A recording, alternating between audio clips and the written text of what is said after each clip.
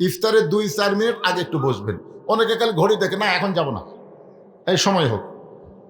বউ মেয়েরা ইফতার রেডি করে রাখছে, ওই খালি ঘড়ি দেখতেছে আর মোবাইল দেখতেছে, ফেসবুক দেখতেছে। মা গান টান শুনতেছে, এখনো সময় হয়নি, 3 মিনিট পরে যাচ্ছি। না, এটা করবেন না, আপনার ইফতার সামনে নিয়ে বসবেন, ইফতার সামনে নিয়ে বসবেন আর খালি বারবার ঘড়ি দেখবেন। বারবার ঘড়ি মসজিদে দেখা চলবি না, কিন্তু ইফতারের সময় বারবার ঘড়ি দেখলেই সব সুবহানাল্লাহ। বারবার ঘড়ি দেখবেন, মানে সময় যেটা থাকে ক্যালেন্ডার দেখবেন।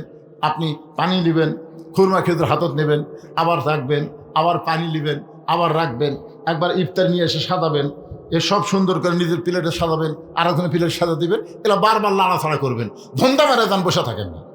আমার কথা কি বুঝলেন?